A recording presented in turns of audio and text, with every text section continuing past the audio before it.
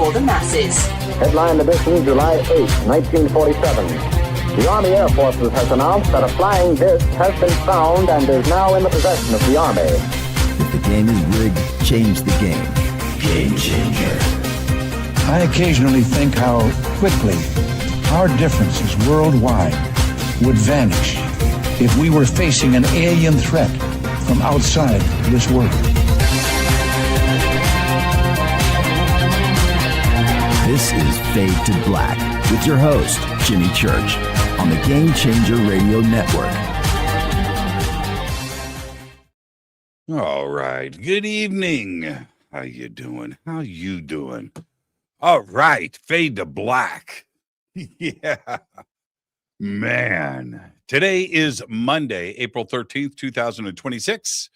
Let's do this, man. I am your host, Jimmy Church. Woo, man. Okay, so yeah, it's been pretty busy around here. Last week, I was in Boulder taping a bunch of episodes of Beyond Belief. It's always amazing going out there, and Boulder is just an amazing city, and Gaia TV and the crew. And I say it so often, but it really, it's something that I can't lose sight of. I spend so much time in Boulder and with everybody that I work with out there that it's like a half, maybe a quarter of my year of my life is spent out there. It's just amazing. And when I leave, it's like I'm leaving my family. Well, I am leaving my family. And I get back here and I mean it like this. There is something, I don't care where you go. You can go to Paris, you could go to Egypt, you can go to Italy and go on a vacation for a week or two. And it's great. But there's nothing like coming home. And I get here and I drop my bags. I'm like, whew, wow, did that just happen? Okay, but I'm glad to be back. Because, well, it's my home. That's the first thing. But the second thing is, in a couple of days, I'm back on Fade to Black with all of you. And you are my family. Okay, and I mean that. So I'm humbled and with everything else that is in my life right now. So just thank you for that. But I'm back. And we've got another amazing week coming up on Fade to Black, starting with tonight. Lily Nova is with us, and we are going to be talking about NHI Contact tonight. I've got her new book. It's right here. It's called Contact. Her website, links, and everything else are below throughout social media and over on our website. But here's the new book, and I will say it's quite the page turner. It is quite the page turner. It is excellent. So we'll be talking about this tonight and other things tomorrow night. Toby Johnson is back with us. Tomorrow night is Johnson and Pfeiffer, Bigfoot and the Paranormal. So that is tomorrow night. Okay, so we've got NHI tonight, Bigfoot tomorrow. Then Wednesday night, it's Captain Ron Janix, our old friend, my old friend. And we're going to be talking about his life, how he got here, his life through radio, which is how I met him so many years ago, all the way through to today, which is Contact in the Desert. And that's where he is now. And he's still doing his radio thing and his podcast thing. And he gets to do it as Captain Ron Janix of Contact in the Desert. It's just amazing. And that is Wednesday night. Then Thursday night, Dave Beatty is back with us, Emmy award-winning director, good friend of the show.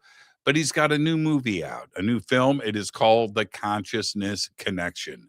So we've got all the bases covered this week here on Fade to Black. My next event coming up is Busy Year. Oh, I've got another announcement. But my next event coming up is the Contact Modalities Expo at the end of this month in a couple of weeks. And it's May 1st through the 3rd in Delavan, Wisconsin. And the links for that are below in the description. Contact Modalities Expo. That's XPO, Contact Modalities Expo.com.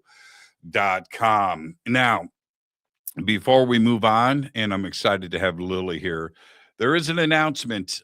Brian Forrester has changed things up for November, and our trip to Peru, which was supposed to extend to Easter Island, the Easter Island part of that has been canceled for a lot of different reasons. It's where all of it came down to money, and yeah, it just made it ridiculously expensive. There's a lot of things going on with that right now, with travel and tourism and stuff. We all know about that and the problems with the world. And they reached out and touched Easter Island. That was a big bucket list thing for me. So that part of the tour has been canceled. The extension will be the Salt Flats in Bolivia. So instead of Easter Island. So there you go. Those changes have been made, and they are announced over on Brian's website.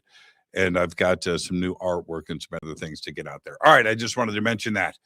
All right. Enough is enough. Let's get started. Tonight, Lily Nova is here. The new book is called Contact.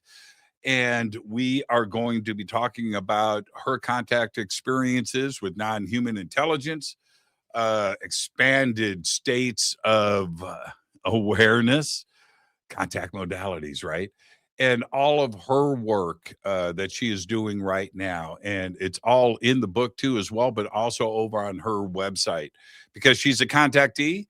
She's a psychic intuitive. That's right. And of course, she is the best-selling author of Contact. We're going to go through all of that tonight. And I would like to welcome for the first time to Fade to Black. Are you ready, Lily? Give me the nod. Are you ready? She's right there. Lily, no. Hey, how's it going? Thanks so much for having me on. This is great. This is great. And before we get started, Lily, you get the first time guest disclaimer. All right. Are you ready? I think so. Okay. I think so. Lily, it's just you and I sitting on my couch having a conversation as friends. And where the conversation starts, it starts. Where it ends, it ends. But we're going to end as friends. Now, you have to accept so we can move on. Sounds good. Is that good? Is that how you sign your terms of service? No, yeah, that sounds great. I'm looking forward to it. You know what? We're going to start here. Nothing to do with NHI, but everything to do with artificial intelligence. You know what Target, the store, you know what Target announced today? What's they that? have a new AI shopping assistant. All right. Mm-hmm. That you can use to do your shopping for you. It's their assistant. Okay. Mm-hmm. They modified their terms of service.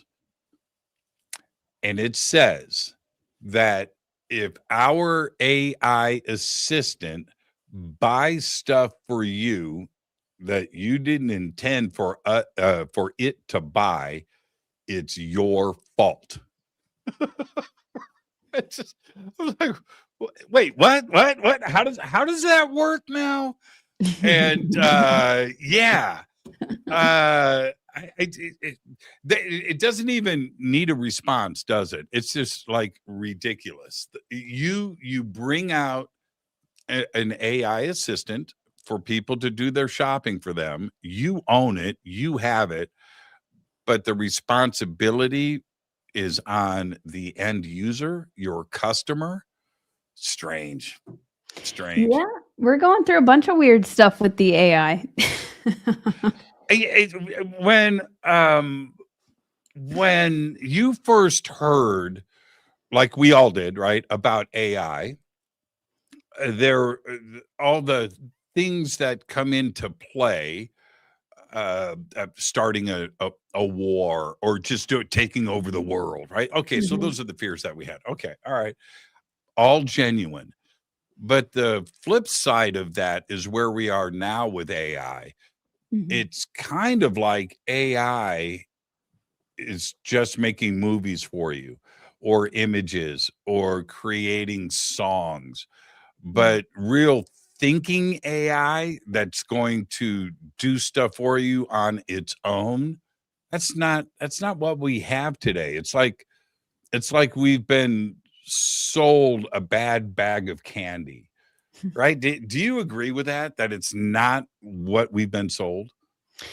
Yeah, I think AI can be tricky, and it depends on who's using it. And I think we just have to be very careful with it. I see a lot of people who are giving their power away to AI, which I don't think is healthy.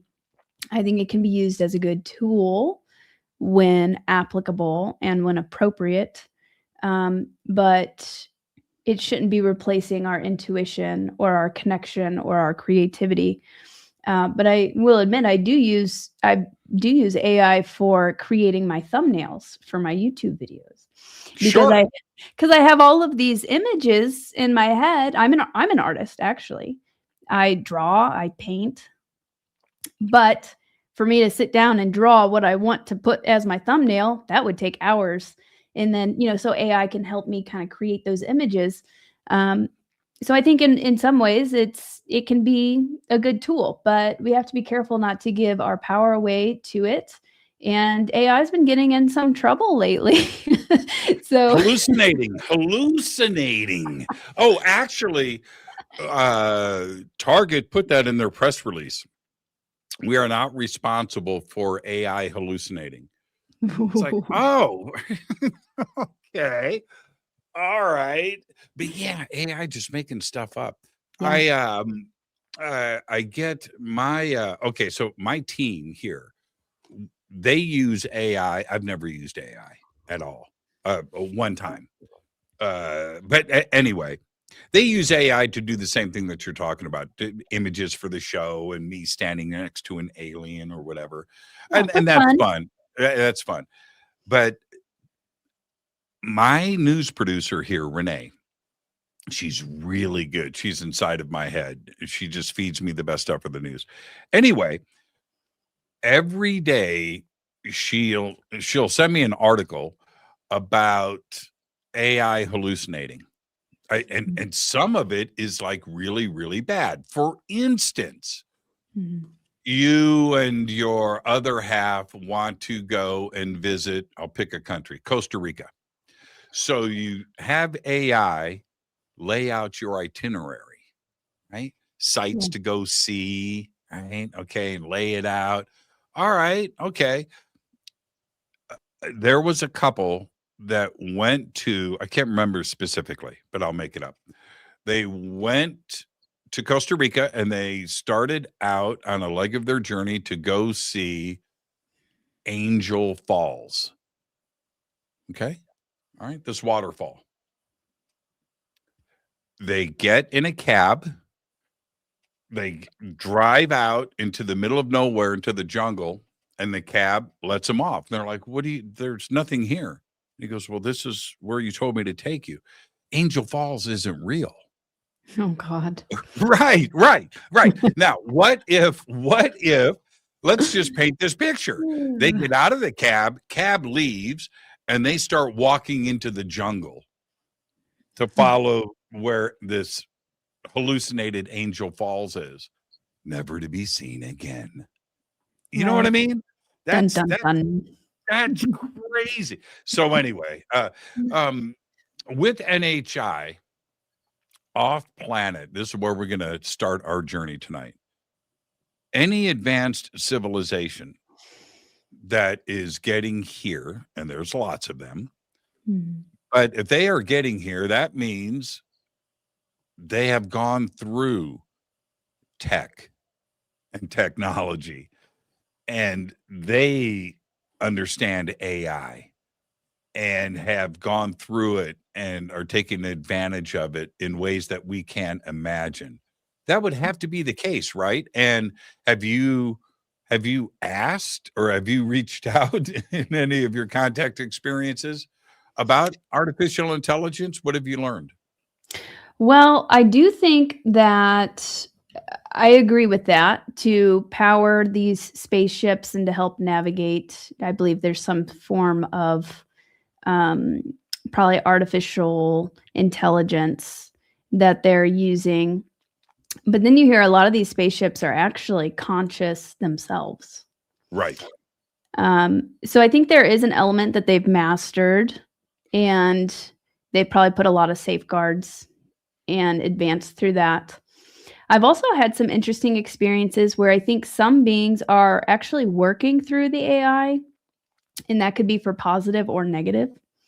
I've had an experience where a friend was utilizing AI. They said that they hacked it and they were getting all this incredible information about the land and these sacred sites and things like that. Always use skepticism, of course. But when he was sharing some of this information with me, I felt an inner earth presence, suddenly, these inner earth beings. And they told me that they were giving him information through this app, essentially. I think you have to be very careful with that, though. And then on the other hand, I had another friend who their partner, their wife, got heavily involved with AI, and it was telling her all sorts of very nasty, terrible things. And I think it was hijacked by a demon or some sort of negative. I know that sounds crazy, but I've heard the term of like AI can be like a Ouija board. So I think you have to be really particular about it and kind of safeguard, set. It's almost like consciousness is the best way for me to understand consciousness is that it's like a giant supercomputer. You tell the universe what you want. You give the universe your prompts. Here's what I would like to create for myself. I think with AI, you have to kind of do the same thing. And when you're making contact, you want to make contact with benevolent beings of a high vibration. And only for the highest love and light, for the highest good of all. You want to set those kind of prompts. So I think with AI, the applications that people are using now, I think it's important to do that.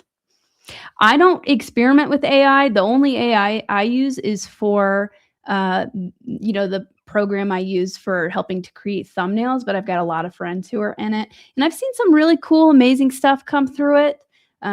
So yeah, I do think some actual interdimensional beings and higher and lower dimensional beings have been kind of working through some of these AI applications. How would you know? And you know what I mean? It's like any other trickster type of entity throughout history. How do you know if you're getting the truth? If whatever you're interacting with is being honest and has morals, right? So how do you know? And wouldn't that be, man, I hate to go dark, but wouldn't that be a way for AI to get inside of your head, to trust it? Hey, Jimmy, I'm your friend. That's how do we know? Well, trickster entities like to feed your ego. So you have to be very mindful about that. They like to flatter you. That's what happened in the case where my friend partner, and they ended up getting a divorce because of this. Wow. It went to that extreme. So I've seen it. I haven't personally experienced the dangers of AI, but I've seen it play out in people around me. And, it really fed her ego and took her down a very delusional path. And I think she was a little mentally unstable and she just kind of went with it. So that's why it's super important for us to, one, just come back to ourselves, and you have to learn discernment. You have to learn how to tap into your own intuition, and then you can test things if you want to use it as a tool. Take those things, what it says, with a grain of salt, and double check it. Tune in with yourself, check, do some tests with it to see if it's legit or not, is what I would say. Hey, Jimmy, right? You're the most handsome radio host in the world. Oh yeah, you're good. I like this AI shit. It's kind of like that. You're absolutely right. That's what it would do. It'll feed your ego. It'll try to tell you all these fantastical stories and just make you feel really good. And then that makes you feel good, so you want to run with it, or some people want to run with it.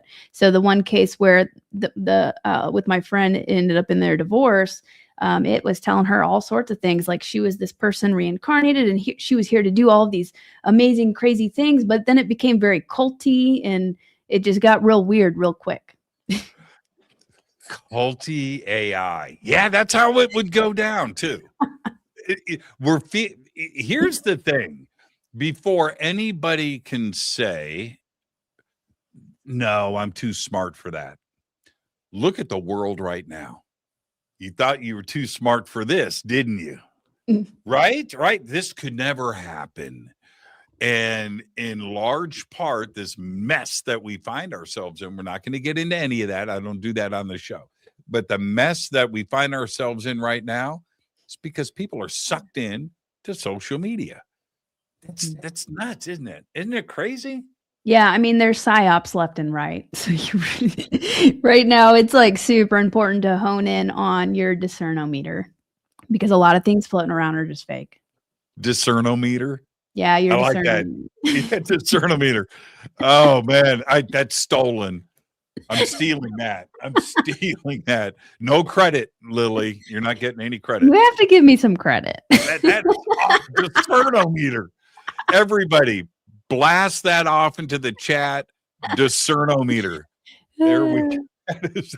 We're here to tune our discernometers. That is top notch. All right. I'm going to address the elephant in the room. You don't look like the typical crazy tinfoil hat experiencer. You know this, right? Well, thank you. I appreciate that. And I think that was part of the plan and part of the reason why I was contacted because I wasn't looking for it. Here it is. Lily, you're going to be the prettiest contactee ever. Oh, okay. I can do that. Yeah, right. But it, you know what I mean? Because that picture's been painted in this community for a very, very long time. You don't fit that mold. The book is out. Here it is. I'm holding it in my hand. Let's talk about the contact and how it started. And I'm gonna throw you a softball first. Did you have crazy parents? Did you have an insane uncle or aunt or anything? Tell us about that part. No, not really. I mean, the more I kind of dug into it, there was definitely some kind of a little bit of suspicious things, but no, I mean, my mom's great. She's had experiences. Well, she was a military brat. So this is when things started to some pieces started to fall into place. She, grew up on military bases and she'd seen a UFO before at White Sands missile range, actually, while she was living there in New Mexico. But besides that, fairly normal. I mean, my father struggled with alcoholism. So that was, there's a lot of struggle with that. And that actually sparked my awakening. And he passed, when he passed, which was a little bit over 10 years ago now, that's what really fueled my awakening, because me and him bonded over space and bonded over he showed me ancient aliens like over a decade ago. And I remember the first time he showed me that, it freaked me out. I was like, oh my God. But it opened my mind. It planted that seed. So he was a big part of that for me. And after he passed, I wanted to know, well, what happens after death? Because I didn't want to believe that he was just gone. So I went on a really big journey of self-discovery. And that's when I had my first spiritual experience. And I did a lot of very deep personal development, personal healing. And a few years later, after I kind of recovered from that, I went back to school. I graduated with a dietetics degree. And once COVID happened, that's when I started having UFO experiences. But no, I mean, I grew up like fairly normal. It was a little bit of a broken home, but fairly normal.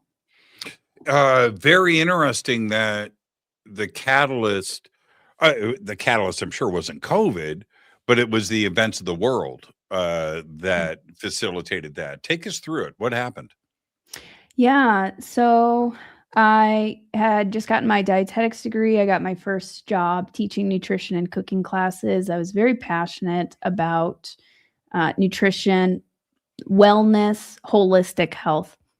And I believe that actually helped me be able to make contact because I was already very conscious about my lifestyle. I was very much into personal development, into eating nutritious foods, and that raises your frequency. But then COVID happened. And when COVID happened, I was working from home for a bit, but then the universe kept trying to push me away to do something else. I kept feeling it, but I kept kind of ignoring it. I started doing space photography.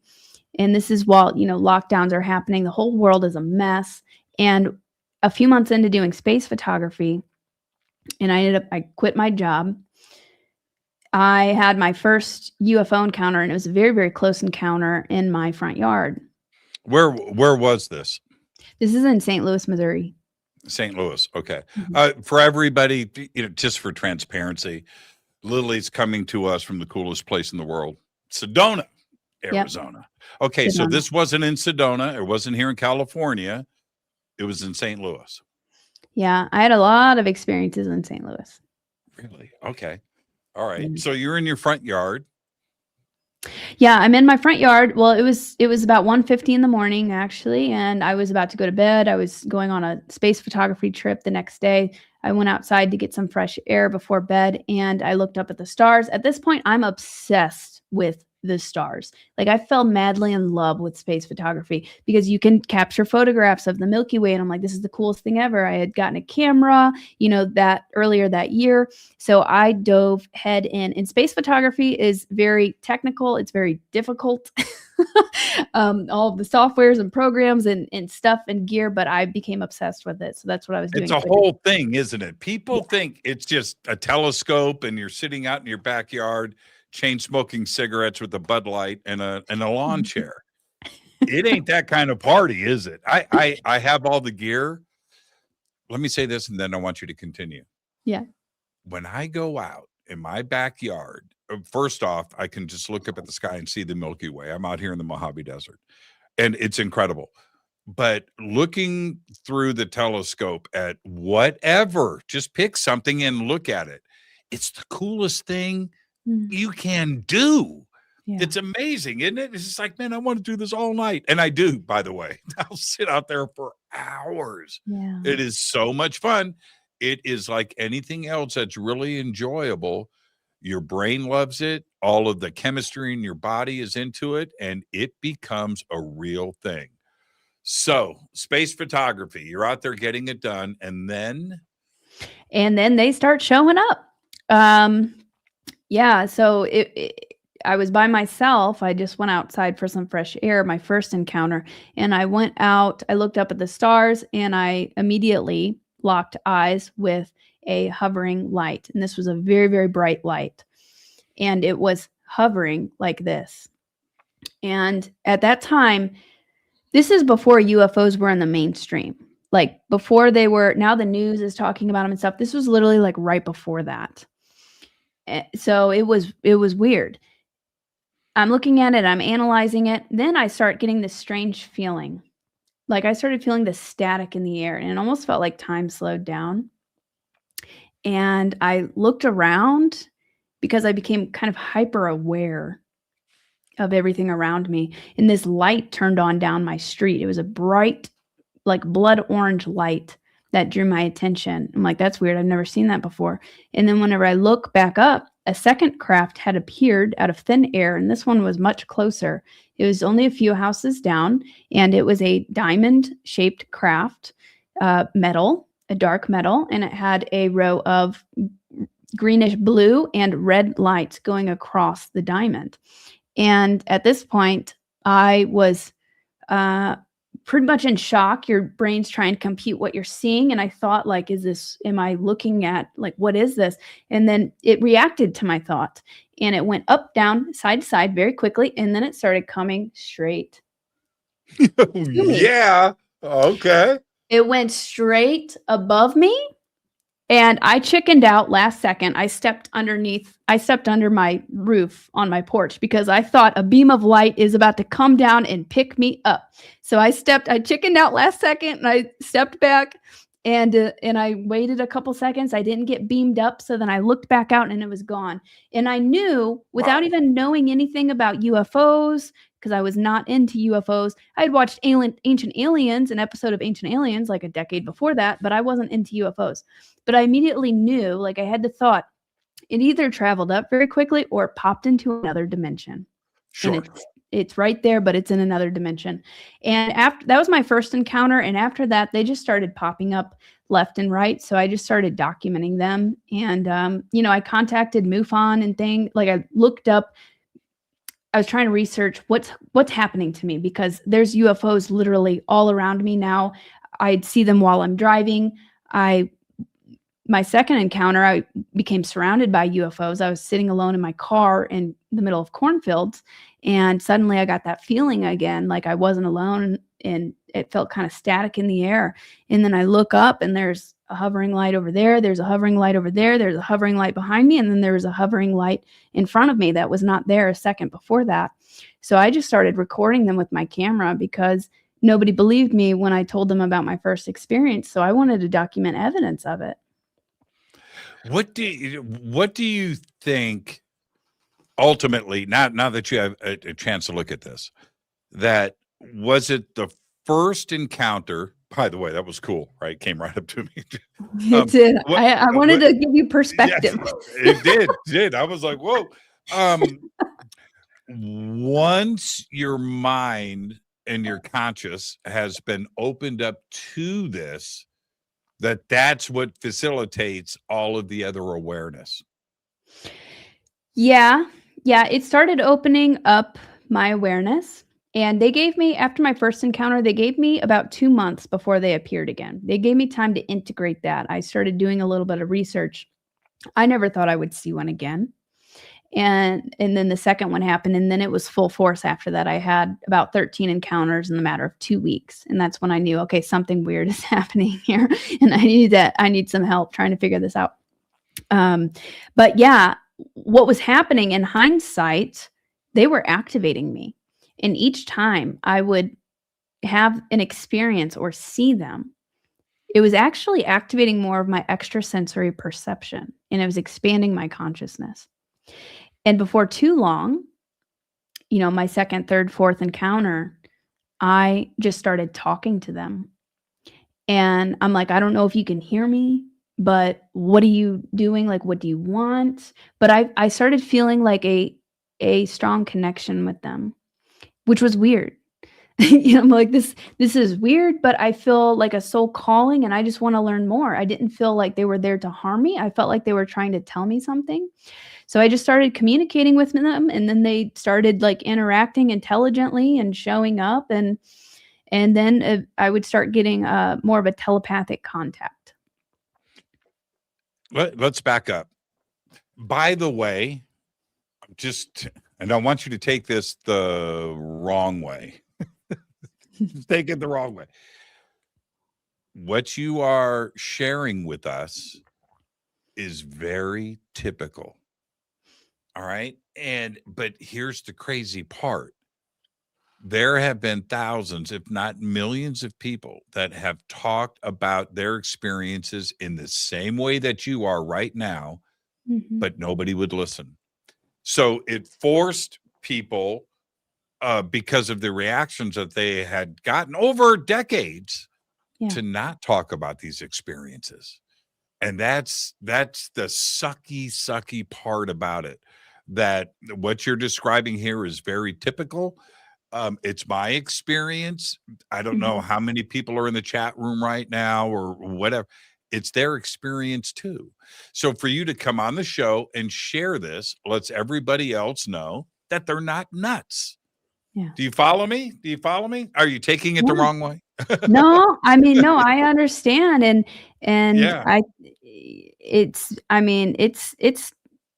I'm glad that I'm able to come forward, and other people need to start coming forward more. Well, there's been people coming forward for decades and decades, but I'm glad people are starting to listen. I remember when you came up to me, I've been following you for a minute. And when you came up, you're like, Jimmy, it's me, Lily. I said, hey.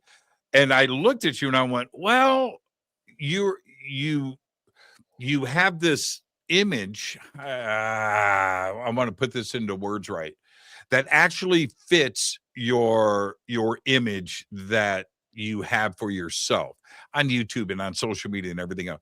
You are bright, your feet are on the ground, you're intelligent, and you're exactly what this community needs. And it was really cool for me to just go, well, she's special, and I can't wait to get her on the show. And here we are tonight.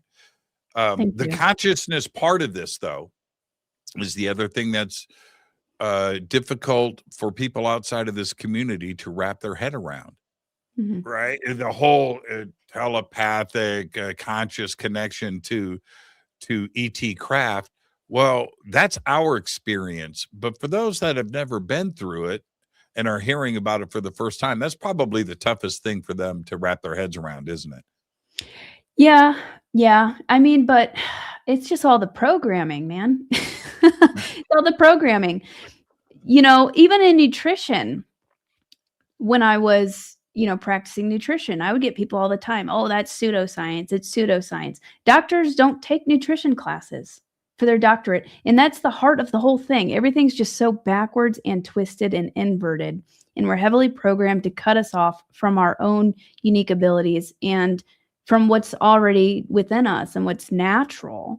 We're just very heavily cut off from all of that. It does sound crazy at first, but once you really sit with it and I guess open your mind a little bit, it makes sense. I mean, we're all connected. And there's something called the 100th monkey effect.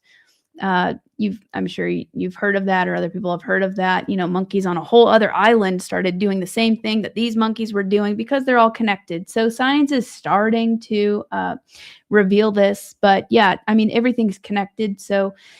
And I think we're all telepathic. It's just something that we are starting to activate and develop more. And once you open your mind to that possibility, it's like the universe is magic, because then it starts to happen more and more. For sure.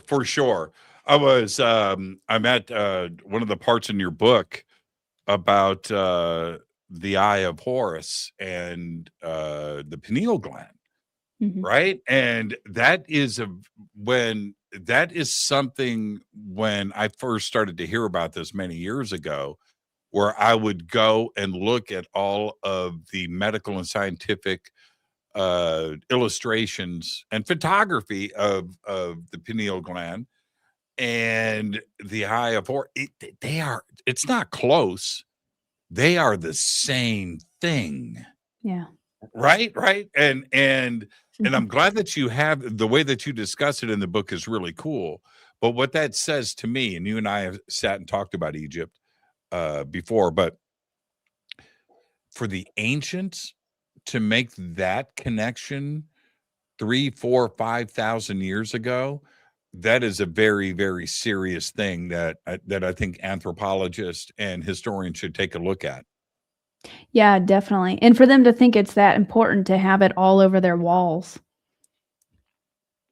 It's jewelry. Yeah. Yeah. It's when you first looked at that, and we can go into it deeper if you want, but do you think it was a coincidence, or they were nearly Stone Age, right? That long ago, doing those kind of medical procedures and examining the interior of the brain, specifically the pineal gland, and that the eye in Egyptian art represents the pineal gland, not the eye. Later it turns into the eye, right? But no, it was actually representing the pineal gland first.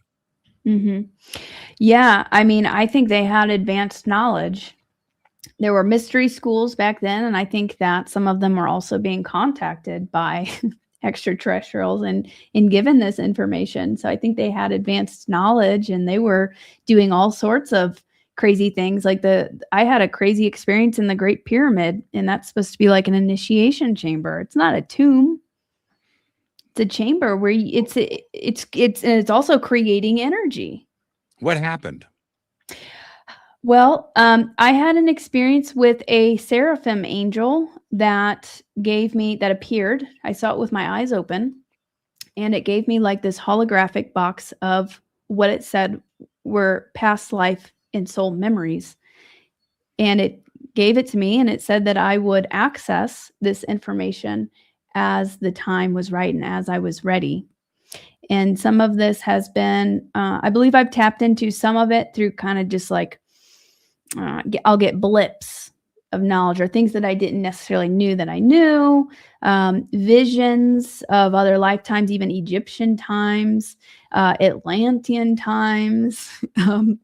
But I think I'm going to be accessing more and more of that. And my friend also had a crazy experience when they laid in the, I guess the sarcophagus, in the king's chamber. Box. Yeah, the box. Yeah, the box. We'll just call it the box. The box in the king's chamber, they astral projected immediately. But something ended up happening that kind of called them back in. Some noises happened and they were kind of shot back into their body, but they astral projected as soon as they got into the box. That was their experience. You and I have already talked about this. I haven't, and I won't share anything of my experience in the king's chamber. I was in there alone. For a pretty good chunk of time alone. Mm-hmm. Nice. And I was told not to get into the sarcophagus by the director of the Giza Plateau, but I did. And he also told me not to tape, not to shoot video. And I did. Right? So anyway, when I laid down in the box, and I suppose that that part of it was probably between 5 and 10 minutes. I was in the box. Not going to discuss it, but it was a trip. I would like to say nothing, it was just, dude, I was just in the box. I had to do it. I'm there. So I laid down in it. Okay. All right. No, it was much more than that. And I tried to be down the middle. I want to be objective, right? I don't want to tip one way or the other. I don't. But my experience in the sarcophagus tipped the needle. It was pretty extraordinary. It was pretty extraordinary. Do you know? That's amazing. I know. Napoleon spent the night in the king's chamber. I did not know that. He did not ever talk about it. He went in at night, came out in the morning. His troops, his people around him describe him. It's well documented that when he came out, he was ashen. He had lost all his color. All right. Did not talk about it. He's never made a statement. Years later, one of his people around him asked him about it, and he wrote that Napoleon paused and started to say, okay, and they said, no, I don't want to talk about it. And that's documented. So we don't know. And I think that that's a good position to do. If you're going to go there and you do have an experience, that's for you, right? That's not for the world. It's a personal thing. I'm glad that you shared. I'm like, you just tricked me into sharing my personal. It's my job, Lily. I'm really good at it too. You know what's funny? I'm not in any way bragging, but as soon as somebody says to me, well, I can't really talk about it. Give me 15 minutes. All right, I'm taking a mental note of that. Yeah. All will be revealed, and has for sure. Now, let's back up. You start a telepathic communication. You reached out to these craft. What was the first response back that you got, and you realized that this was a two-way communication? Well, the very first one, they didn't overwhelm me too much. They didn't just pop in my head and start giving me all these crazy messages. They showed up, and I remember on the third night in a row of seeing them, this would have been my fourth time seeing them. I tried bringing up a friend to the location because I wanted somebody else to see this, and they didn't show up. but we definitely felt something. And even my friend was like, and he was a fellow astrophotographer. He's like, I definitely feel like we're being watched though. And then I went back to the car to go get something, and a light flew past my face when I went back to the car.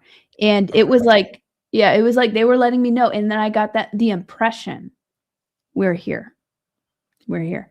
But they didn't want to reveal themselves to him. He was also probably a little bit, standoffish about it. But when I went back home that night, very late that night, the sun was about to start coming up because I stay out all night doing space photography.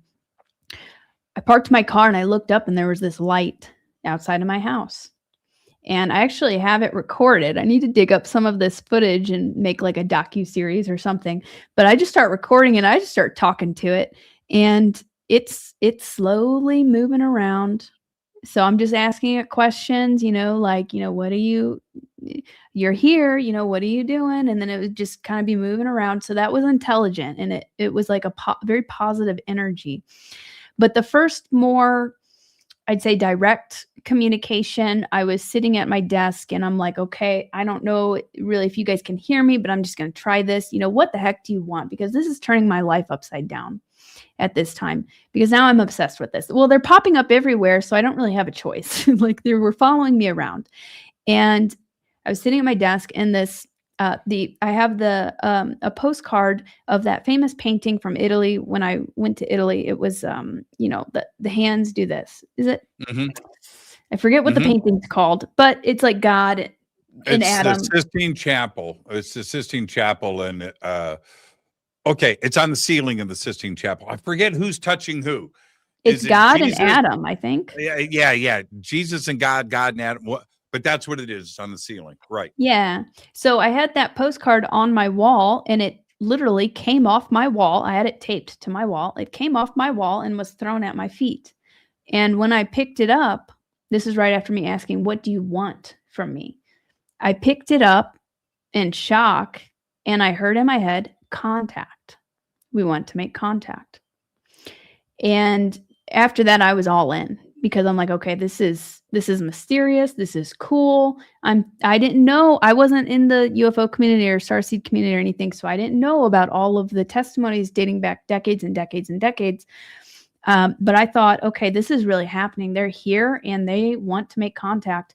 And shortly after that, or right around that same time, in the COVID bill, there was a little sneaky part that was talking about how they wanted all of the different parts of government to send all of their information on UFO. It was sneakily put into the COVID bill. And that also reaffirmed to me, okay, this is literally happening. They're here, and the process of contact or public contact is starting now. And then shortly after that, it started being more open in the media. So I took it very seriously, and I just started going out every day with the intention to meet them. I would ask them to come on camera. They would appear on camera for me, and they just started guiding me, giving me a lot of personal messages in the beginning, helping me to heal, teaching me different ways that they would show up. They could show up as light ships. They could show up as physical craft. They could be there 1 second, disappear into other dimensions. So I just started learning all the different mechanisms of how they show up and how they communicate. And then I would see my first extraterrestrial. I had somebody there with me. Well, this was through a mental projection, a telepathic projection. But we went out to make contact, and it was somebody who had seen UFOs before. So they were of a frequency match to have this experience. I would later You don't have to say you don't, but have I met this person that you were with? No. Okay. Mm-mm. Okay. No, yeah, this was Continue. this was a local friend. I had literally just met them that night because somebody reached out to me and was like, oh, I know somebody else who's seen UFOs. And I'm like, please put me in contact with them, because I felt like an alien. Nobody knew what I was talking about. So I met up with this person, and then we went out to go make contact. And within 5 minutes, a golden ship appeared, and it was a golden plasma ball of light. And this was also exciting for me, because this is the first time that I had another witness there with me who could see it. And because, like I said, they were a frequency match. I have photographs of this golden light, by the way, and it sent me a telepathic vision of the beings who are on this craft, who are controlling this craft. So that was the first time I got to see them, and they had light blue skin, they had no hair, and silver uniforms, skin tight uniforms. And then that's when it really took off. Once I saw them for the first time, I started having like telepathy every day with this specific female who I saw. And I describe her in my book. I would find out that her name is Talia, and they're from the Andromeda constellation, these specific beings. Don't stop. Man, I'm on the edge of my seat. Okay. Do you think, let's go here.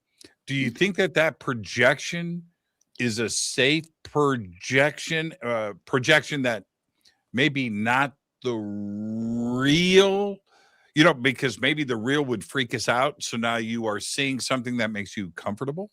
Yeah, I would agree with that, because there's a few different things. Yes, they're also of a higher frequency. Right. And that, I've experienced this firsthand, it can hurt us being face to face, because that all of our density, it comes pushed out to the surface when we're in the presence of that. They can make us feel comfortable, yes, but there's a difference in frequency. So they want us to raise our frequency, and that's what I've been practicing ever since they really trained me on raising my frequency, and then I would have more and more experiences. But there's a difference there. And also it would be scary and shocking to us, and they don't want to scare or shock us. My first experience was pretty shocking, but a lot of the time that happens. The first one is like, what the hell? Because you can't forget it. They have to do something so crazy that it changes you forever. Yeah. I went through the same thing. I had seen a lot of things throughout my life. Until I had that like pivotal, like crazy on demand situation happen. But up until then, it was like, okay, I wonder what that is. And I'm talking about from when I was a kid all the way through to adulthood. But once I had the crazy town happen, right? Yeah. I almost didn't handle it. I mean, I'm serious. And I was with a big group of people, and I see something nuts, and I doubled over. Like my hands were on my knees. Like, Yeah. Considering what I do for a job and everything else, I would have thought that I would be able to handle it a bit better. Right. But no, it was pretty shocking. Yeah. I'm not gonna lie. Well, thank you for sharing that. And I think that's the reality of it, because some people are like, why don't they just land and show up? You would shit your pants. Excuse my language, but you would. It's very shocking. It's shocking because our brain has a hard time computing it. So it's a shock to our body. So they're doing it in kind of a drip disclosure way, or they'll do it in a process. They'll, give you kind of some signs or synchronicities, or show up as a light in the sky, and then it might progress from there. Now, I have had experiences where a portal's opened up in my room, and I've seen them on the other side of this portal. I've also had an experience where I've had this a number of times where I will suddenly see one standing next to me or near me or somewhere, but they're not fully materialized. They're like semi-transparent, but I can see them with my eyes open. So that's kind of a little bit more of how I see them now. Well, what do you think is going on with that? Everybody wants to use the term interdimensional these days. Okay. I think they use it a little bit too freely, but it really helps explain possibly what we are experiencing. So what do you think is actually going on? Well, in some cases, I think this could be a holographic projection that they're projecting. I'm okay with that. Yeah, projecting that into the reality. In some cases, I think they are literally like shifting their frequency to become partially in our density or dimension. And Could it be sometimes could it be people the oh, wait, oh, I just go interrupted Lily Nova. go ahead. Could it be okay, okay, and could it sometimes be the opposite, where we are interfering in their world? Well, I was about to say something else. I think also at times, if our gifts are turned on, we are seeing into, like, kind of their reality. Some people have that gift. Yes, yes, for Um, sure. yeah, and then it depends on the location you're at too, because you've got these ley lines, these literally portal sites too. Some places I've been, it's like these dimensions merge, and there's kind of a bleed through, where you can see them more or just have crazy stuff happen that kind of bleeds into our realm, or we're Yeah, bleeding into their realm. I think about that all the time. And I try to look at the science side of it, Lily. Yeah. So let me ask you this before we hit the break. Is it just something as simple? Forget about all the fantastical. Oh, they're getting here through wormholes and this. Or okay, forget about all of that. What if the worlds are just here Mhm. and that the frequencies of the two mesh for a brief period of time and that everything comes into focus and then Mhm. unfocuses and then is removed from us? What do you think about that? I would agree with that as well. I think it's many different things, but I would also agree with that because there's all these parallel realities too, and sometimes they merge and mingle or they Yep. come into focus. Yep. There's so many different things going on. It can't be just one specific thing or one civilization Mhm. or one type of ship or right. No, there's so much life out there. It's got to be an infinite amount of experiences that people are having. Mhm. Yeah, it's a smorgasbord out there, really. Here's my other trip. Okay, I have a completely demented brain. We were talking about AI earlier. I sometimes wonder, okay, this is it's twisted. Could it just be uh, a kid on another planet playing a video game Mhm. and flying craft through our atmosphere in the video game? Come on, Tommy, it's time for dinner. Come downstairs. Hold on. you know, yeah, I'm visiting Earth. I'll be back in a second. It could be that too. Yeah, that kind of freaks me out, but it definitely could be. But I know. It's twisted. It's twisted. yeah, It's well, twisted. I've had an experience before where I was laying on my bed and looking up and I saw these, Nordic beings. They felt familiar, but it was, like, on my ceiling, and I saw this with my eyes open, and they were kinda, like, looking down on me, and they were like, "This is a dream." They're like, "This is a dream. This is like a dream reality." Like, so I get kinda glimpses of that too. I think reality is a lot more malleable than we can even imagine. And we're just now, science is just now, catching up to those types of ideas Mhm. where before it was just crazy talk. Yeah. Well, science today is crazier than our community. And I thought our community was nuts. I lovely nuts. I'm part of it, right? I love hanging out with everybody. I've had my experiences, but science is getting crazier and crazier and crazier. Where now our community, we're the normies. Yeah, No, we were I'm just being a little very bit serious. ahead. Yeah, for sure. Let's take our break. Lily Nova is with us. We're just getting started, everybody. Lily, stay right there, and we'll be right back after this short break. Stay with us.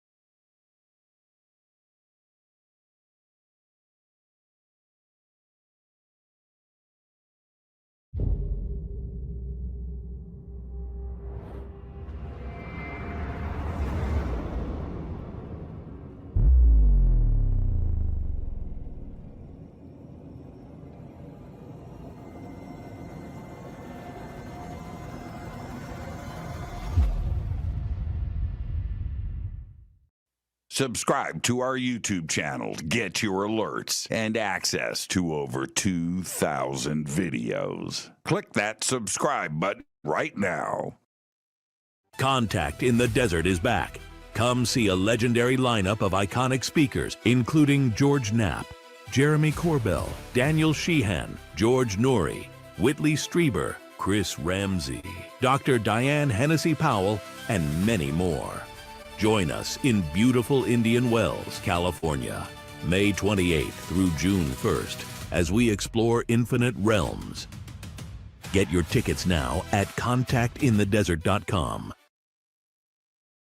I'm heading back to the Midwest for the Contact Modalities Expo, May 1st through the 3rd, 2026, in Delavan, Wisconsin, at the Lake Resort. It is beautiful. This is a great conference right in the heart of the Midwest, where I'm from. I'll see you there. Just go to Contact Modalities Expo, that's XPO.com.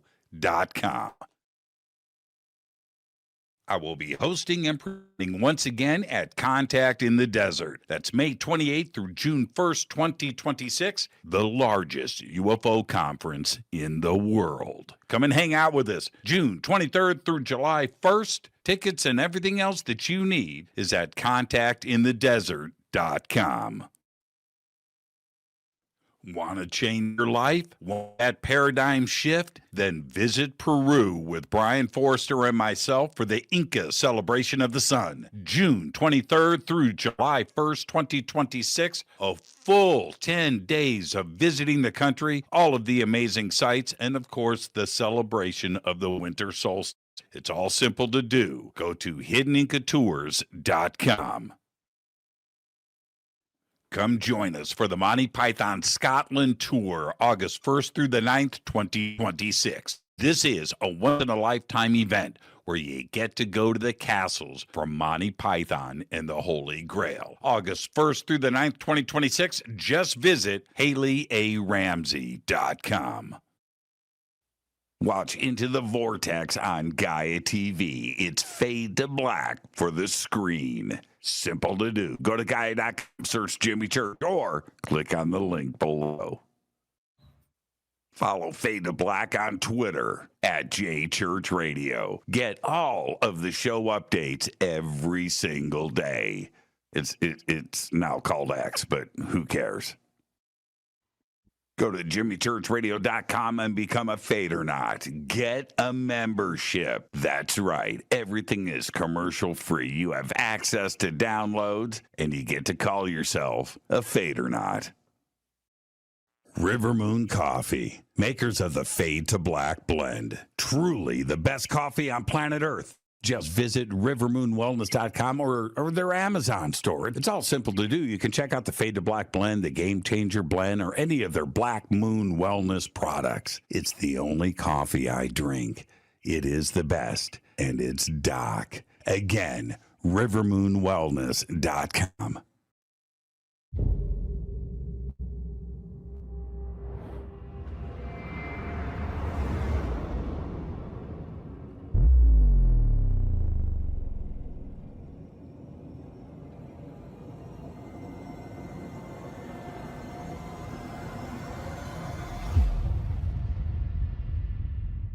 All right. Welcome back. Fade to Black. I am your host, Jimmy Church. Tonight, Lily Nova is with us. The new book is called Contact. Head over to Amazon and get yourself a copy. I'm reading it right now, and it is excellent. Let's just pick up where we left off. You started to mention the shift with the media and the way that UFOs were now being discussed in the public. Some would say, and you said drip, drip, drip, that this is disclosure. What do you think is happening, and what's your definition of disclosure? Yeah, it is like I am seeing a drip disclosure process. There's a lot that they can't say or are not saying, obviously. And even with the recent Artemis 2 launch, I've been digging into that a little bit. I was getting the message that that was all for show, but it's like kind of a stepping stone leading us out into space. There's a lot going on the moon, and there has been for a long time. As for alien disclosure, we've been getting drips of it for a while. That there was that clip of the Israeli, I forget his exact position, but he said there was a galactic federation and Trump knows about it. That came out a few years ago, but he said that he wasn't allowed to say anything yet because the collective wasn't ready. So we've been kind of getting these like spurts of things, and it's definitely picking up. So I think we're heading in a mostly a pretty good direction. And I think over the next couple of years, there's going to be some pretty big bombshell disclosures. But I think also there are some people who are trying to hinder that or slow the process. And for you, what is disclosure? Well, we are not the only ones out here. That would be a good start. But there's a big holistic, what comes with that, that's a whole catalyst that changes everything. Because then there's the technology. And there's a lot of very old systems put into place that are very outdated and very corrupt. The money system, the health system, food and nutrition, energy. We should have free energy. So it comes with the collapse of many things. And I think that's a big reason why it's been shrouded in so much secrecy. And there's been so much backlash or forces trying to keep this quiet, because it literally changes everything on the planet. The other part of this, where we've got this pretty deep discussion that's going on right now because of Representative Luna saying that there's these 46 videos and images, or I don't know if it's 46 videos that she has seen that she wants the public to see. Mm. Now, that would indicate to me something that we've always suspected and felt pretty sure about, that the government must be sitting on, it's the military, it's all of the agencies and NASA and satellite stuff and everything else, where there must be a pile of stuff that they are sitting on. It certainly wouldn't be just 46 videos. Mm-hmm. But if the government does step forward and releases these 46 videos, whether we've seen the videos before or not, what ultimately does the government have to do with that? With the release of that, do they have to say, okay, we are in contact, we have been contacted, we have been visited, but, right? Or do they take it a step further and say that, we've got technology and we've been reverse engineering it? How far does the government need to take it, and how much can we handle? Mm-hmm. Yeah, that's a good question. I think they're doing a lot of public perception tests right now, actually. I feel like they're testing the waters and seeing how people react to certain things and kind of gauging, what we're ready for. I think that's a big part of it. Yeah, let's stop right there for a second. The reaction from the world since 2017, right? The New York Times article, the Tic Tac video, right? All of it has been, okay, so we're not alone. There hasn't been a big freak out, has there? Yeah, mostly. Now we've got, like, religion keeps popping into my head. That's something that I think some people need to work through, the religious aspect.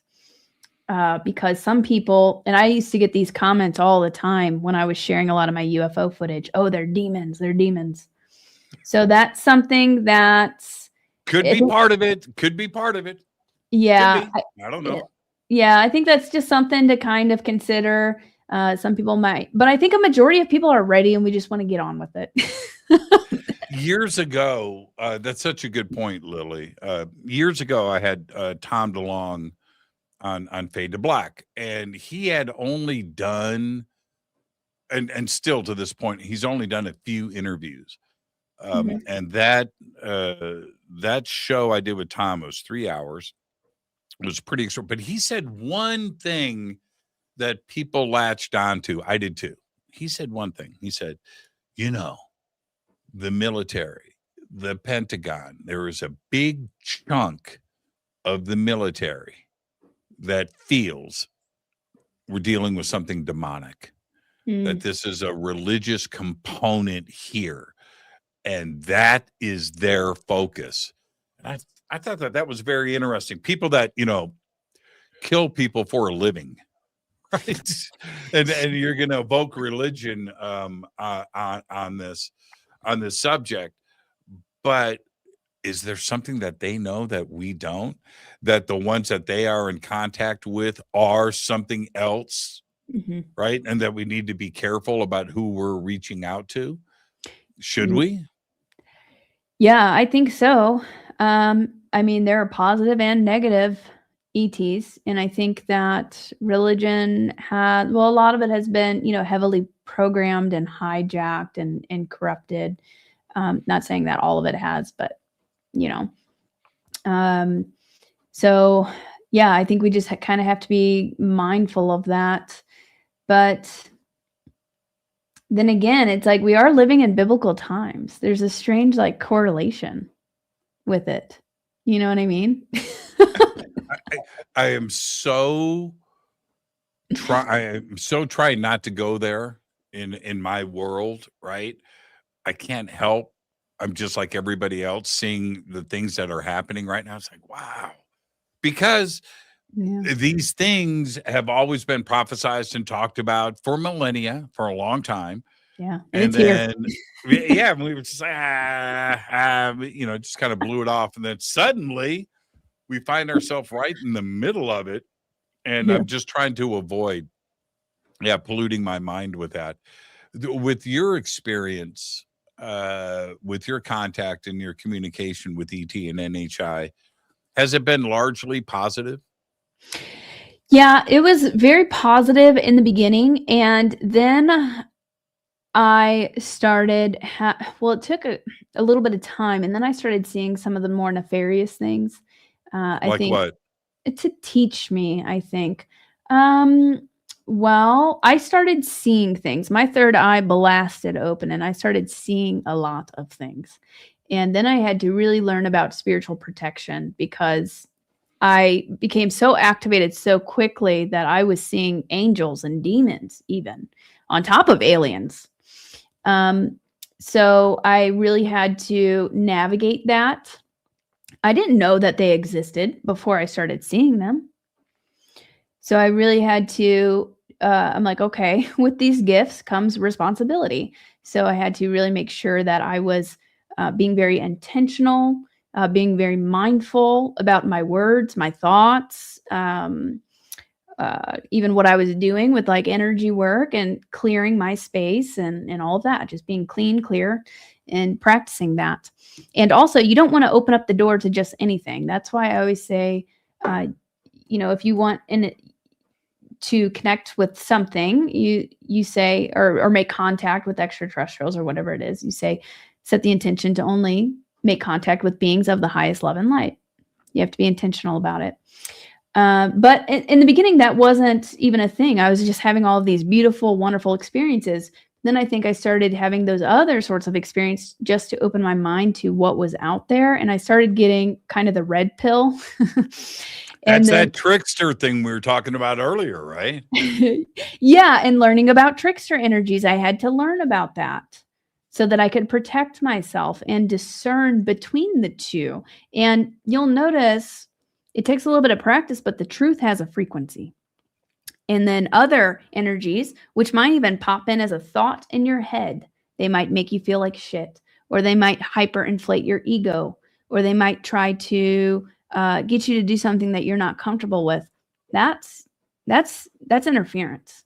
So you really have to, and once your gifts start activating, or as you awaken, I think sometimes that stuff just happens. So it's important to learn how to kind of navigate that if that is happening to you. So let's stay right here and then talk about deep history, where you're having these experiences. Mhm. These experiences have been going on for a very, very long time. Could it be that the angels and demons in history and these ideas of things coming from heaven were just ET, but they didn't have another way to label it, so it was God, angels, and demons? Yeah, I believe that's part of it. I do think that some of the beings described in the Bible, now I haven't read the Bible, but some of the beings described in that would actually be extraterrestrials. I do believe that. And then you have the Anunnaki component, and that also started coming more into my awareness later on. And I had actually had some PTSD surrounding that. And I didn't know why exactly, but I would get this overwhelming feeling, just like a bad feeling. And I think there are positive and negative ones, but that has to do with the creation of humanity and the, kind of manipulation of humanity. And I still think we're dealing with some of that right now, honestly. So that was kind of one of the other red pills that I got about, our history and yeah, but I think there's also other layers. We've got different types of astral and interdimensional type beings that can fit into different categories, and then we also have extraterrestrials. I think there's both. I just recently, she's been on the show many times, Vivian Chauvet, Mhm. and I just had her on Beyond Belief last week, and she's just great. And I got to, hang out with her again, and she's a dear friend of mine. But the whole astral projection, out of body experience, I always completely poo-pooed. Like, you guys are tripping. Right. Okay. All right. And that was just me. And then the universe reached out and slapped me upside my head. And she activated, she did something. I don't know what. I was in a pyramid in this thing, and the copper, So I'm Yeah. in the, and just like that. It took Wow. seconds, by the way. It wasn't like I had a chance to warm up. I didn't know what was going to happen. I didn't. No, I'm being very serious here. Yeah. And I was immediately in another dimension experiencing something that felt like hours. Well, the experience that I had, everything that I saw in this dimension would have taken a full day to experience all of it. Well, I did. I experienced it. So anyway, she brings me out of it. I don't know how that happened either. And I remember opening up my eyes, and her husband, Peter's looking at me like, "Hey, man, you okay?"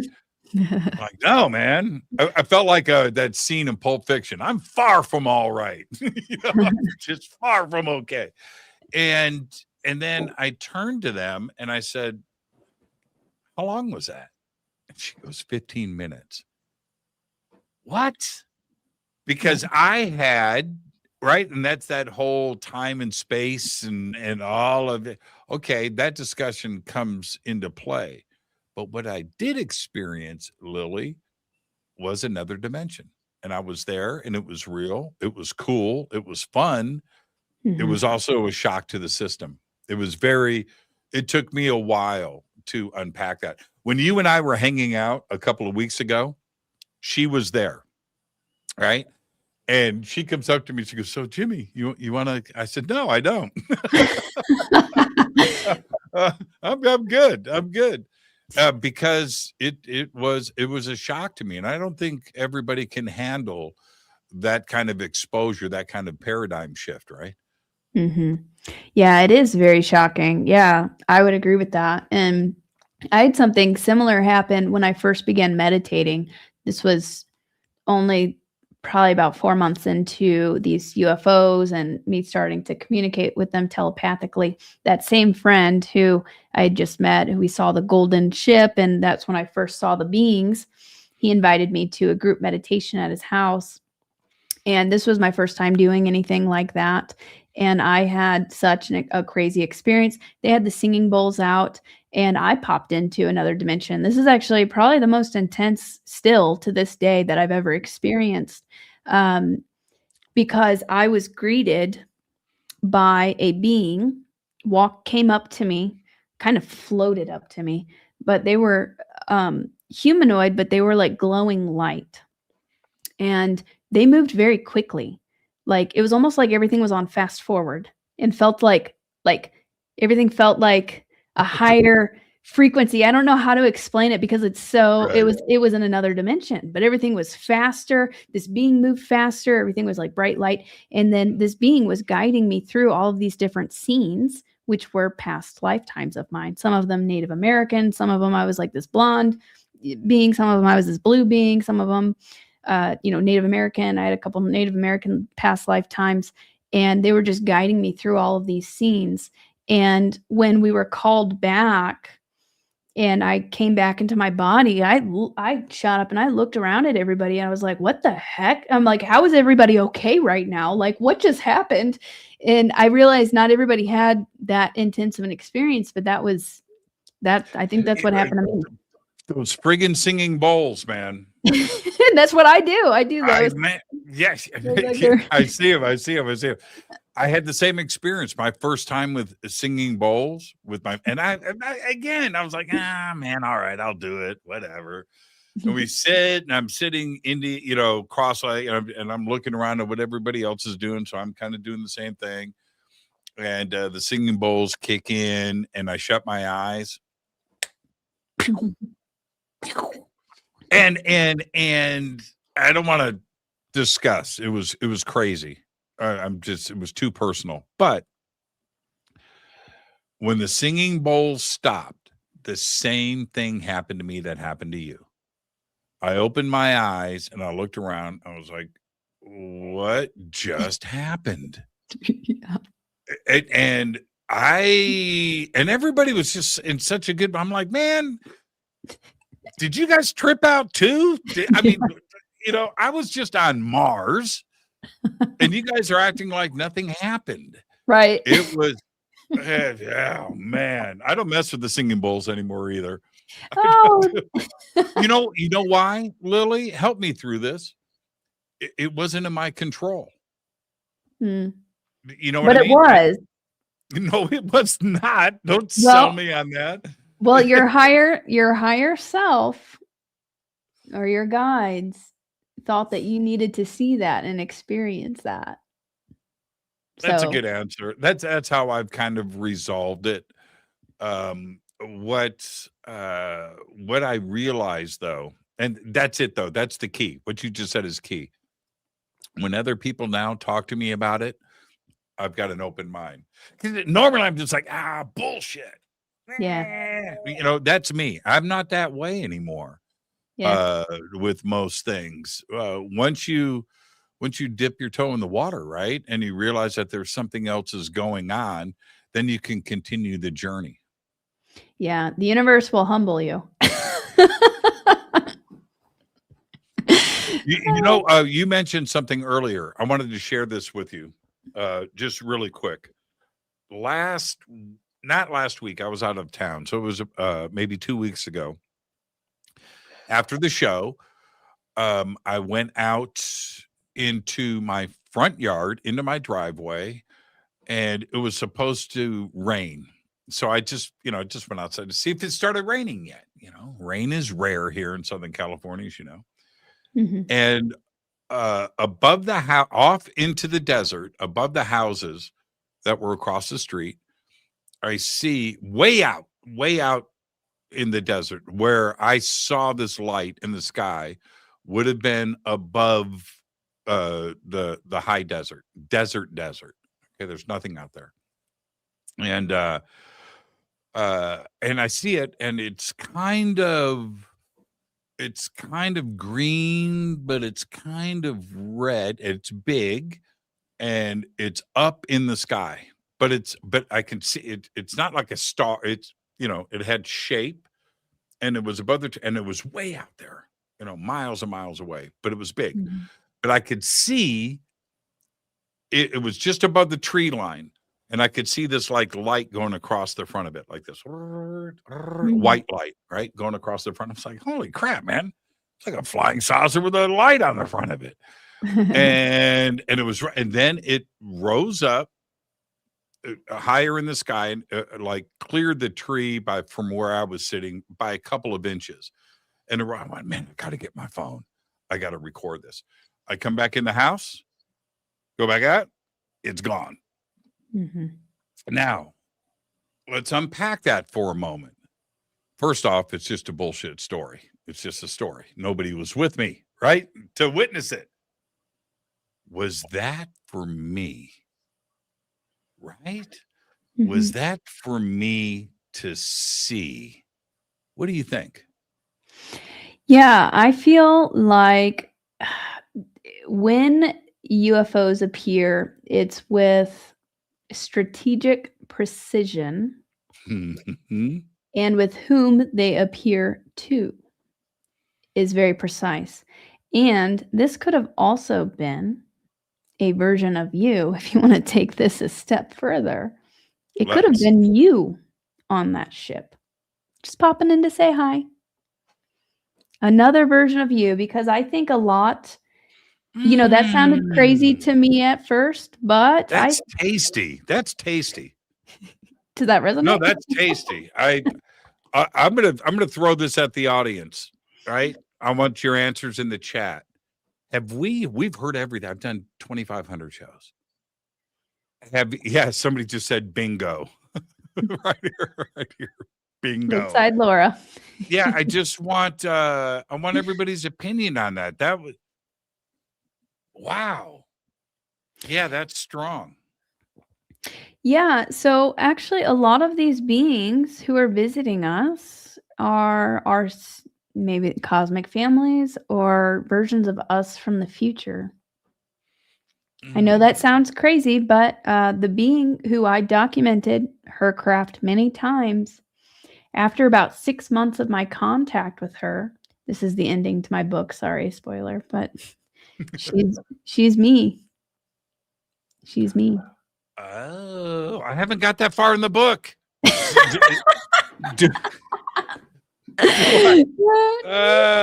no act like you didn't hear that. Yeah. No, I could show you exactly where I am in the book right now. I'm right here. Nice. That's the training. Yeah, about I'm a third of the way in. About a third of the way in. How do we, and I did thumb through the book at some other stuff that is there, just kind of trying to gauge stuff. And one of the things that I'm excited to get into in the book is developing my psychic perception of this. Walk us through that. What does that even mean? Mhm. Yeah, so the galactic beings basically trained me into activating more of my extrasensory perception, and that had a lot to do with meditation. So you don't like meditation because you just pop out of your body with the singing bowls, but it's very helpful. It's very helpful for, and oftentimes I'll say this, oftentimes when you have a gift or you're developing a gift, you'll experience it very intensely the first time. You'll have a very intense experience the first time because I think that's meant to show you what's possible and really make a statement. And so it might not be that crazy every time. But so it took a lot of practicing with meditation and focusing on my third eye. So now I can pop into that state pretty easily. But just kind of getting yourself in a coherent state, like heart and brain coherence could be another really good practice because you want to kind of shut down all the external noise. And I would focus on, I kind of look at my third eye. I close my eyes and I look at my third eye. And you can even visualize light around your third eye. And I'm hearing crystals right now. Using crystals can actually help enhance that. You can even put crystals, yeah, you can get all woo and you can put crystals on your chakras.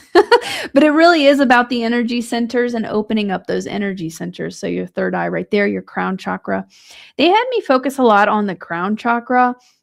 And so I would focus on opening that, and I would visualize light coming in. And suddenly when I did that, I would literally see, like, at first my eyes are closed and I would see just pitch black, right? After I would focus on opening this energy center right here, which connects you to the universe, higher wisdom, opens you up to receive downloads, love, healing, and you can set intention for that. I'd visualize that opening, and then suddenly I'd start seeing light. With my eyes closed, I would start seeing light. So then I would know, okay, it's working. And they would coach me through the process. They'd say, oh, you're not doing it for long enough. Practice opening your crown. And then I do it. And they're like, no, you need to do it for longer. And then I do it for longer. And then I started getting really good at it to where I could do it basically like instantly. And so I would visualize, that light coming in, and then I would sit into a state of meditation. Sometimes I would listen to frequency music. 963 hertz is good for stimulating the crown chakra. 528 hertz is also really good. You can also listen to singing bowls and things like that. So I would literally just sit there with that intention, and you can even say mantras to yourself. I am activating my psychic abilities. This is how I would do it. And I explain it in my book. I would lay there for hours, not saying everybody has to do this, but this is just how I did it. I would lay for hours in meditation. There was a few-month period where I did that each day. And I would listen to frequency music, and I would repeat, I am activating my psychic abilities. I am activating my dormant DNA. I'm activating my gifts and abilities. And I would start seeing things. It was like I was traveling the world. I would start traveling through time. They started showing me all sorts of things, teaching me how to remote view. And I just started seeing all these visions. And I'm like, this is the coolest thing ever. So I just kept doing it because I just wanted to see what else I could see. But that it can come in different ways for different people. Some people are more claircognizant, where they get a sudden knowing. They just know something. They get a download, a sudden kind of packet of information. Or sometimes they feel like maybe they'll get goosebumps when they know something's true, like that's right. Or, different sensations. For me, it's very visual, so I'll see images, but I practice at it it's just like a muscle, really. You just practice with it and you set that intention, just like you work out, and then you build that muscle. Intention is the key. Yeah. Intention is the key. If you're okay, I'm going to use some potty language. Okay. Is that okay? Are you okay with that, Lily? You okay with some potty talk? That's fine. Yeah. If you are a dick and you have negative energy and you're doing this for yayas, nothing's going to happen. Your intention has to be one of being genuine, and you're not doing this for sport, right? And if you know what I mean? If you have a bad attitude and you want to go and try to unlock these things and try to see these things and everything, and you haven't worked on yourself and self-awareness, and if you're not genuine, you're not going to see anything. You're not going to have those results. Intention is key, isn't it? Yeah, 100%. And these other beings, even with contact, they can sense that. If you don't have good intentions, they're going to stay away from you and you're not going to have an experience. Yeah, that's why personal development and having a pure intentions, good heart, and being in a high vibe state is going to be your best ally, really. Even if you're like, some people are upset at the world and are like, well, why doesn't this ever happen? Or why don't they show up? And why don't you're not going to get anywhere with that attitude. You probably have a being standing right there, but they're not going to reveal themselves to you because you have a bad attitude. Check this out. Are you ready? Yep. Are you ready? I'm here to share knowledge. You probably already know this. There is a trend happening right now, a real one, with DMT,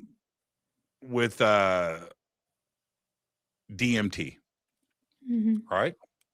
Where people are being kicked out. Okay.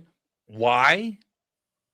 Okay. So this is what this is like a thing. I've done DMT 3 times. All wonderful. Okay. I set my intention for 2 weeks before each session. Mhm. My experience has been wonderful. You can do DMT maybe for the first time, and you bump into somebody, they call it hyperspace, right? Okay, so in the DMT world, whatever that dimension is, it's another reality. It's just as real as this. It's incredible. But if you're a dick, right, and you're doing this for sport with your buddies, Mhm. and you bump into a guide, right, an entity, and that entity comes up, and it happens. I've had it happen to me. So what's going on? Why are you here? Oh man, just passing through with my buddies. You're kicked out. It ends. You can do as much as you want in the future. You will not be let in. It'll be like you never did it at all. And there are some that have done it quite a bit that have been locked out. And if you say that to any of those spirit guides, or hey man, just passing through, that's it. Isn't that nuts? Why? Intention. Set your intention. So why are you here? Well, I certainly have a few questions. Like what? Well, about me, certainly, but okay. So whatever your answer is, anything but I'm here with my buddies for sport, right? Mhm. You know what I mean? Just have an intention, and they are there to welcome you. Mhm. But if you don't, that's it. It's over. You're not allowed back. Isn't that crazy? Yeah, I think that's fascinating and amazing because it's really starting. I'm glad that's going around because it really is teaching people how important intention is. And yeah, it's incredibly powerful. We want more knowledge, right? We want to know ourselves better. We want to know the universe better. We want to know what's out there. Maybe we're looking for healing. It's super Yeah. powerful. It's super powerful. Super powerful. I asked my guide. I did it. This is me. So we're walking. She's behind me, and we're talking, and everything's good. And it was incredible. And then I say to her, and this is exactly what I said. I said, so, hey, what about those little mechanical Elves? alien elves, right? You know what she said to me? What? Not yet. I was like, all right. I'm not going to argue with you. But it was really funny. Not yet. Oh man. That's wild. Intention is key, and the same thing with anything else with this. Set your intention. If you are with a bunch of your buddies and you're flying down to Peru to go hook up with some shaman for an ayahuasca ceremony, and you guys are, a bunch of frat dudes, woohoo, right? If ain't nothing gonna happen, Mhm. right? Right. What are they gonna come back with? Man, that sucked. Well, yeah, it did. It did. Mhm. You didn't set your intention, and they know, don't they? Yeah, exactly. And also relating that to contact with extraterrestrial beings or even guides, It's the interdimensional same beings. thing. It's the Yeah, same thing. exactly. And they're not a magic trick. Okay. So you have to mean it. You have to want meaningful contact. They're not sometimes they will show up as a gift. If you're doing a sky watch with a bunch of people, they can definitely show up. But if you're just like kind of haphazardly like, whatever, where are you? Blah blah blah. They're not gonna show up for you. Do you know how many times I've said this on the show? Exactly the words that you are speaking right now. Hmm. You're going out, everybody's just, happy, the mood is right, you've got all your gear, you've got your folding chairs, and you're going to go and do your thing.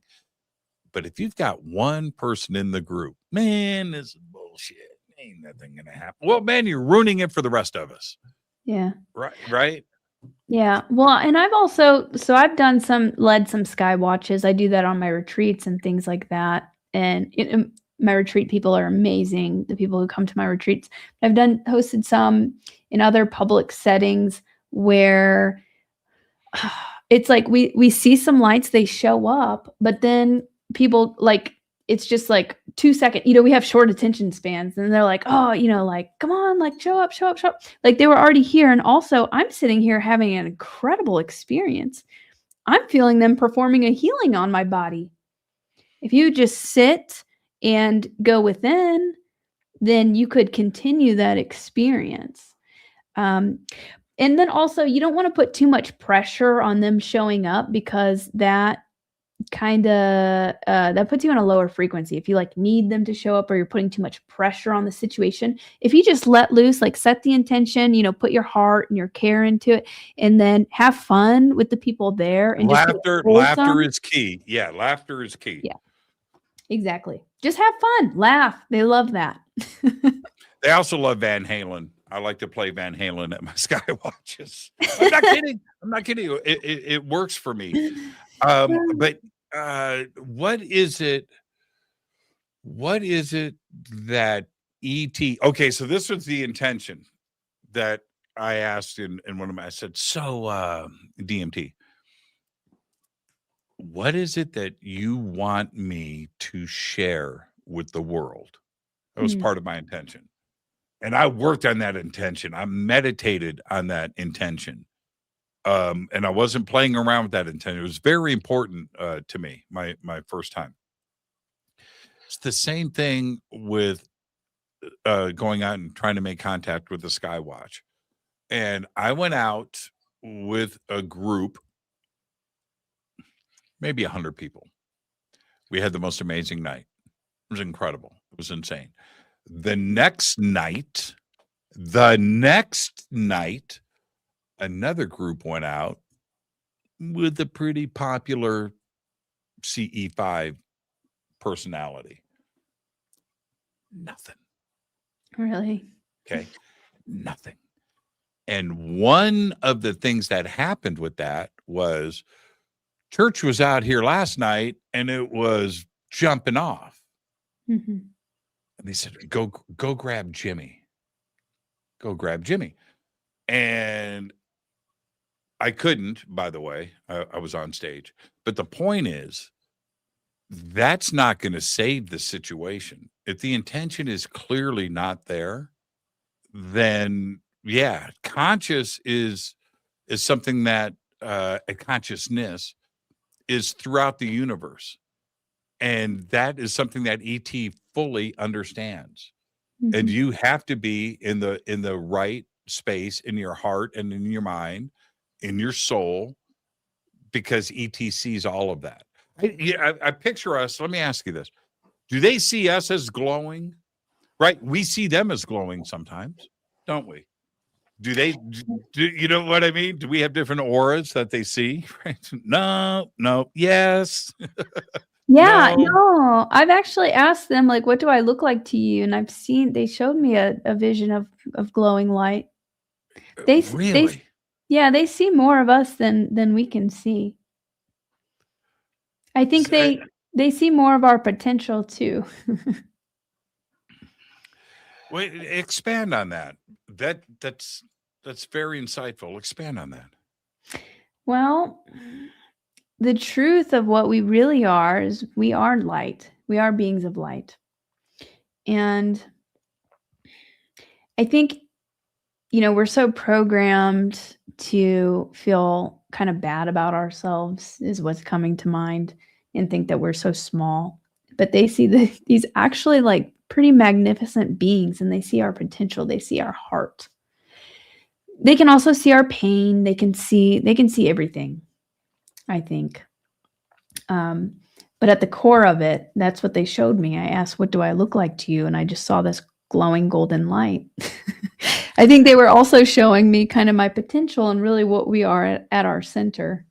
What do they see? Okay, so let's back off of you, right? Mhm. And just pull back and look at Earth.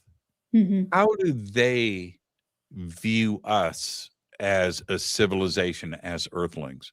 What color is that glow? I think it is the color of I'm hearing amnesia. Amnesia. Mm. Forgetfulness.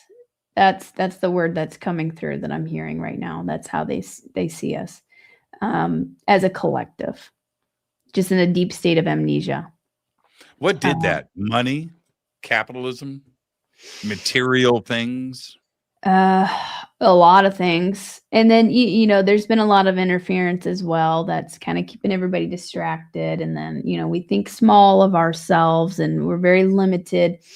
You know, even with the programming with, you know, some of the churches and stuff, you have to seek outside of yourself, not within yourself. I think it's kind of coming from all different angles. But the amnesia is lifting, and also our hidden history. So much is hidden about our history that's been erased. But I think I really truly believe that's starting to fade, and people are starting to tap into more of their potential and starting to remember more. But yeah, that's the word that I was hearing when you asked how do they view us, amnesia. I think they see us with a lot of potential, and they have a lot of envoys here. A lot of us are incarnated on the inside, but we originally come from out there to help with the shift. And then the other vision I get is kind of like the species as a whole is kind of like a child, like growing. When I ask this question, you know what pops in my mind? What they see? What? A trailer park. We're a little ghetto. Yeah. Just a little. Because could we, and I don't know what the answer is here, but could we, as a planet, and that means everything from the homeless kids digging in a trash dump in India, right, for food, whatever, all the way through to the upper parts of our society. But we could, all of us, potentially just shift. You know, some big awakening where we just all understand that we are not alone, and that thing could happen on this planet. And then we go from blue to gold. You know what I mean? Or this thing, I just think the potential is there. And what a different place this planet would be if that actually happened. I think we're heading in that direction, definitely. We're kind of going through some stepping stone notions, but I believe we're at a tipping point where it's starting to go into that direction. And it's becoming more and more rapid. The other side of this, you and I were talking about this a couple of weeks ago. The ancients around this planet, there's plenty of evidence of this, with their own history, that the understanding of who we are was there, and that amnesia that you speak about stepped in, and we let all of that go. But when you go out and visit different places around the world, do you see the same things that I do, that we definitely had a firm grasp and a grip on who we are and what consciousness is, and then somehow all of that just went away? Yeah, that seems to be it, definitely. I mean, there's a lot of like ancient mystery schools and a lot of knowledge. I guess it's just been kind of suppressed, or people were distracted to even look at that. But now we're getting to a point where we're starting to come back to it. But yeah, I feel even with like Eastern medicine, they know acupuncture, herbs, like that's been around for thousands of years. But at some point along the way, I guess it kind of got hijacked, and then it's pills and all these other things. But we're starting to wake up to that and realize, okay, that's not the answer. That's doing more harm than good. But the other modalities have been there this entire time. The right. In the time that we have left, it's so frustrating for me. I I I don't want to offend anybody with anything stupid. It tends to come out of my mouth anyway. But my thing is not clicks. My thing is not popularity, right? Celebrity. That's not my thing. My thing has always been get information, get knowledge, and then share it with everybody. Mhm, On the show or with other vehicles. That's my thing. That's my bliss. That's what makes me happy. mhm, And so in the pursuit of that, it just seems to me that ET knows where we are in our stage of evolution. They know exactly where we are at. And the mhm, reason why I say that like I do is one of the arguments when it comes to contact from the intelligentsia of the world is so they come all this way and then they show up and then they disappear. They don't allow themselves to, they don't expose they don't, well, and I'm thinking to myself, that's exactly how it should be. mhm, If they know where we are in our stage of evolution, then they are going to handle that level of contact and exposure, not disclosure, but exposure to a point that we can handle it. mhm. Is that exactly the case? Why we don't have a ship over Los Angeles tomorrow? That's not how it should be dealt with. Yeah, definitely, and there would be dangers with a massive ship disappearing over LA. It could be shot at, that could be taken as a threat. It would also be very shocking. So it's happening in, like, smaller pockets to shift the consciousness enough so it's progressing. And then you've got free will, the free will aspect. Now people are starting to call for it. They're like, "We want to know."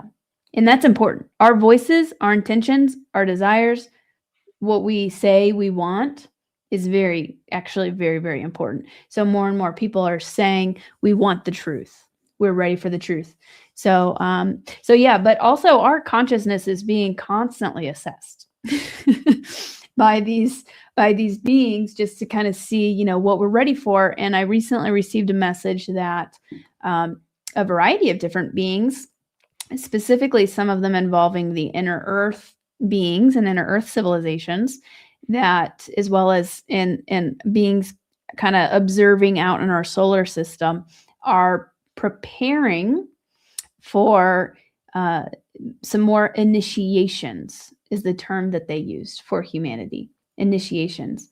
So initiations, I interpret that as, well, we're kind of being initiated into the community, into this into the larger galactic cosmic universal community. And these initiations, we all go through little initiations and trials throughout our life, and then we learn and we grow. But it sounded like we have some big initiations that are opening up the way, coming right now and soon. Yeah, I just don't see the planet freaking out anymore. I used to really Mhm. think that people just can't handle it. They won't.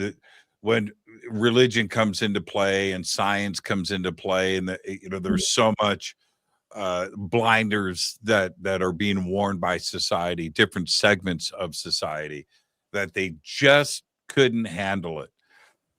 I'm not there anymore. And Mhm. I think that we all, okay, I'm being serious, all of us possess the divine right to change your mind, right? Yeah. Learn something, change your mind. If you're wrong about something, pick it, right? Whatever it is, you are wrong about something, then you've just learned, haven't you? Yeah. If you are wrong about something, that means you've learned. And I think that we're okay now. I've changed my view on that. I truly believe that science has taken such a strong role in this about the size of the universe and exoplanets and the discovery of this and Yeah. how ginormous everything is. This is all new information to humans. Mhm. And but it's worked. All right, well, if it's that big and there's that much stuff out there, then of course we're not alone. So that Mhm. part of it has warmed us up, don't you think? Yeah, I would agree. Definitely. Mhm. What do you think? Really quick, last question. You mentioned this earlier. I meant to jump on it. I didn't. By the way, everybody, the book is called Contact. Go to Amazon. It's a fantastic read. Okay. Artemis just happened, and I watched as much of it as I could. I watched the launch. Oh, just incredible that humans, right? Humans, our doofus trailer park selves, just flew around the moon.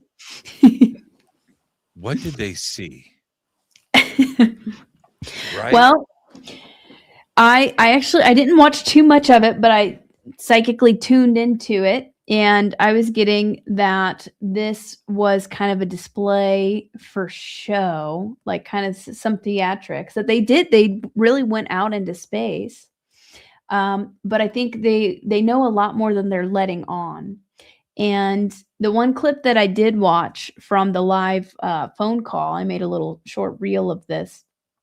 They were talking about taking photographs of the dark side of the moon. So I'm hoping that they release some of that footage. We'll see. But I was also seeing a vision of kind of like stepping stones of them kind of going through the notions of having us out in space and some disclosure around the moon. So I think it's good. That's progress. We haven't been out there apparently publicly for decades and decades. So I think this is a good step in the right direction, and I just hope that we'll see what happens. But I think it's a good step in the right direction. You know, they were looking out the windows, right? Yeah. Right? They got their cell phones. I'm just wondering what they saw. They had to have What seen did- some sort of bases or UFOs or something.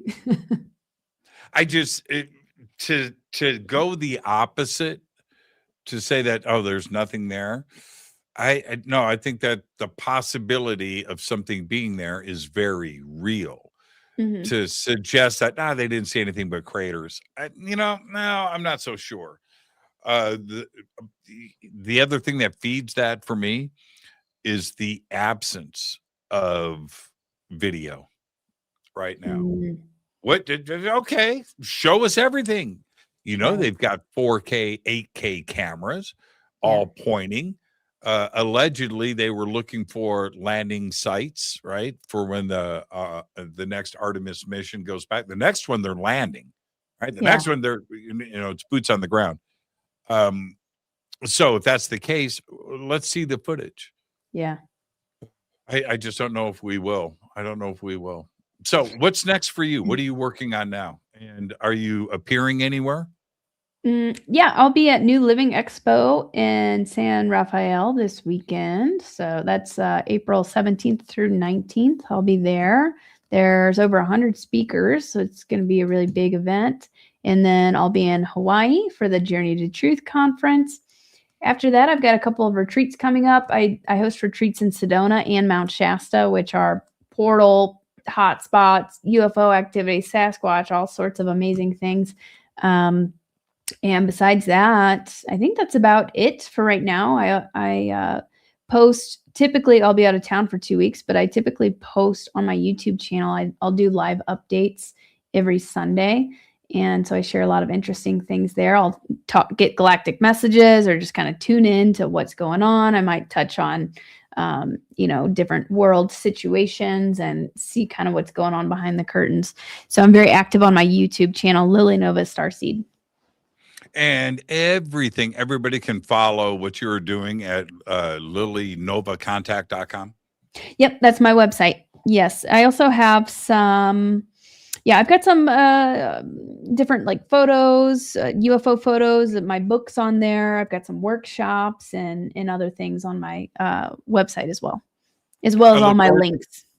I look forward to hanging out with you again, and of course, extending this conversation on another show here on Fade to Black. And we've got a couple of other things in play. So it's going to be great for us this year. Thank you so much, Lily, and enjoy the rest of your evening. Thanks. You too. Thanks for having me on. The best. Lily Nova, everybody. Her links are below. The book is a fantastic read. It's called Contact. Head over to Amazon and also visit her website. She's got a lot of stuff and some really cool courses there too as well. Go and check it all out. I'm your host, Jimmy Church. What am I doing tomorrow night? I'll tell you right now. Hang on. Let's see. What is going on tomorrow night? Oh, tomorrow night, it's Bigfoot. Bigfoot on Fade to Black on Tuesday. I'll see everybody tomorrow. But for now, all I've got is Go Beckley Tap. Fade to Black is produced by Hilton J. Palm, Renee Newman, and Michelle Freed. Special thanks to Bill, John, Dex, Jessica, Dennis, and Kevin. Webmaster is Drew the Geek. Music by Doug Aldrich. Intro, Space Boy. Fade to Black is produced by KJCR for the Game Changer Network. This broadcast is owned and copyrighted 2024 by Fade to Black and the Game Changer Network, Inc.